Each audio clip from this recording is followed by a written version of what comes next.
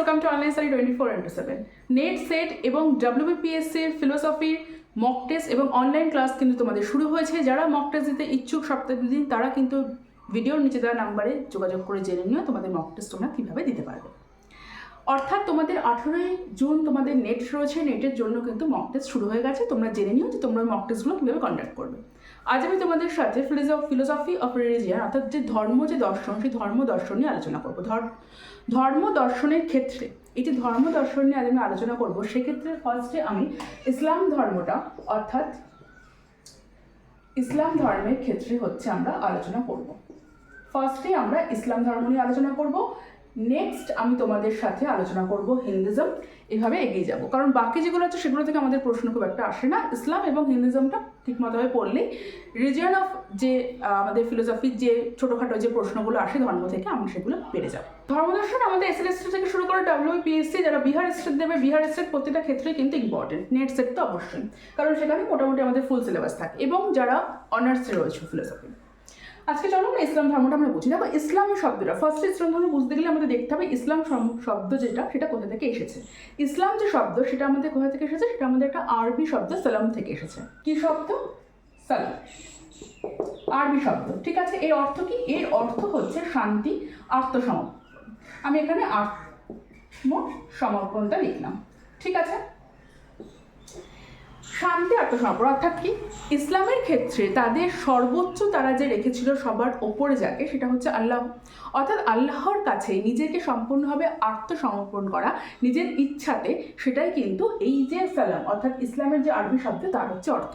জানা হয়ে গেল ইসলামের অর্থ কোনটা, বোঝা হয়ে গেল যে অ্যাকচুয়ালি আল্লাহর কাছে সম্পূর্ণভাবে আত্মসমর্পণটাই কিন্তু তাদের মূলত অর্থ, শান্তির মাধ্যমে। কারণ এর অর্থ শান্তি এবং আত্মসমর্পণ করা। ইসলামের ক্ষেত্রে তারা আল্লাহকে সর্বশক্তিমান এবং সর্বনিয়ন্ত্রক হিসাবে দেখেছেন। ঠিক যেরকম আমরা যেরকম, সেটাও কিন্তু আমাদের অনেকটা কিন্তু তারা একত্রন্তি। কেন বলবো? ঠিক যেরকম আমরা শঙ্করের ক্ষেত্রে দেখতে পাই, ব্রহ্মের ক্ষেত্রে ব্রহ্ম হচ্ছে সর্বশক্তিমান, শঙ্কর ব্রহ্মকে বলেছেন একমাত্র সত্য, বাকি সব মিথ্যে। ঠিক সেভাবে কিন্তু ইসলামেও কিন্তু একই কথা বলা হয়েছে, আল্লাহ একমাত্র সত্য, বাকি সব মিথ্যে।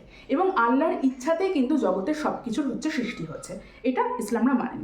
এবার ইসলামের, এবং আমি এই কারণে শঙ্কর এবং ইসলামের কথা বলছি, যেমন শঙ্কর এমন বলেছেন সব কিছু ব্রহ্ম থেকে সৃষ্টি, বাকি সব মিথ্যে, ঠিক সেভাবেই কিন্তু ইসলামও কিন্তু আল্লাহর সম্বন্ধে কিন্তু সেম কথা বলা হচ্ছে। যখন তুমি ইসলাম ধর্ম পড়ছো, ইসলাম ধর্মের ক্ষেত্রে যেগুলো প্রশ্নের ক্ষেত্রে ইম্পর্টেন্ট, তোমাদের কয়েকটা ইসলাম ধর্মের মেন পয়েন্ট তোমাদের মাথায় রাখতে হবে। কি কি মানতে হবে? একটা হচ্ছে রোজা, এর বিষয়ে তোমাদের জানতে হবে। হজ, জেহাদ, শরিয়ত, এই বিষয়গুলো সম্বন্ধে তোমাদের জানতে হবে। তাহলেই তোমাদের পুরোপুরি ইসলাম ধর্মটা পড়া, মানে পুরো বলতে আমাদের এক্সামের জন্য পড়াটা আমাদের কমপ্লিট হবে। এমনি তো প্রচুর ভাস্ট সিলেবাস, শুধু ইসলাম ধর্মটাই। এবং এই জেহাদ এবং শরিয়ত, এই দুটোর মিলিতই হচ্ছে হজ। এবার এই সম্পূর্ণ সম্বন্ধে আমরা যদি জেনে নিই একবার, তাহলে কিন্তু আমাদের ফুল মোটামুটি আমাদের ফিলোসফির ক্ষেত্রে, দর্শনের ক্ষেত্রে যাগুলো জানতে হবে, সেগুলো আমাদের জানা কমপ্লিট হয়ে যাবে। কারণ নামাজ আল্লাহদের কাছে এরকম যে সেটা হচ্ছে প্রতিদিন তার পালন করতে হবে। এবার নামাজের মতো কিন্তু ইম্পর্টেন্ট কিন্তু তাদের কাছে রোজা, এই ব্যাপারটা, এটাও কিন্তু তোমাদের হচ্ছে দেহের এবং মনের শান্তি শৃঙ্খলা বজায় থাকে। এই কারণে কিন্তু সংযম দেহের হচ্ছে বজায় থাকে। তবে হ্যাঁ, একথা ঠিক যে আল্লাহর অর্থাৎ কোরআনে কিন্তু কোথাও বলা নেই যে এটা প্রত্যেককে করতে হবে। শিশু, বৃদ্ধ মানুষরা কিন্তু এর থেকে বাদ থাকতে পারে। নেক্সট হচ্ছে আমরা কি হজে আসবো। হজের আগে হচ্ছে আমরা হজের মধ্যেই আমরা জিহাদ এবং শরিয়ত নিয়ে হচ্ছে আমরা কথা বলতে পারি। আর যেটা ইম্পর্টেন্ট একটা বিষয়, যেটা আমি এখানে লিখিনি, সেটা হচ্ছে জাকাত।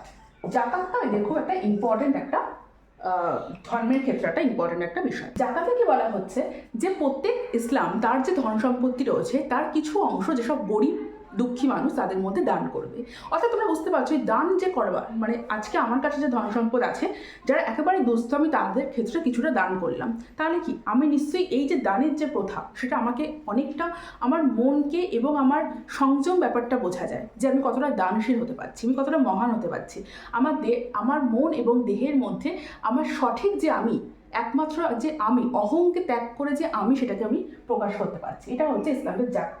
এবং হজ যে ব্যাপারটা রয়েছে, সেটা হলো যে প্রত্যেকটা ইসলামের মধ্যে যারা বিরাজ করছেন, যারা ইসলাম ধর্মের মধ্যে, নিজের ইচ্ছাতে পবিত্র মক্কা স্থান পরিদর্শন এবং কিছু নিয়মের মাধ্যমে সেখানে নিয়মকানুন করা, এই পুরোটাই হচ্ছে হজের মধ্যে পড়ছে। ইসলাম ধর্মে এই জিহাদ জিহাদকে কি বলা হচ্ছে? জিহাদ কোনো রকম পবিত্র কোনো রকম ধর্মের ব্যাপারটা নয়। জিহাদ হচ্ছে তোমার মন থেকে সমস্ত রকম ধ্বংসাত্মক তোমাদের চিন্তাভাবনা রয়েছে, সমস্ত খারাপ অহিংস চিন্তাভাবনা তাকে পরিত্যাগ করা। এটা কিন্তু কোরআনে বলছে জিহাদ সম্বন্ধে। আর এই সারিয়াত কি? সারিয়াত অ্যাকচুয়ালি ইসলামী আইন হিসাবে সারিয়াতকে দেখা হয়। অর্থাৎ যদি তোমাদের কখনো প্রশ্ন আসে ইসলামী আইন, অর্থাৎ ইসলামী আইন এবং সারিয়াত কিন্তু দুটো কিন্তু একই জিনিস।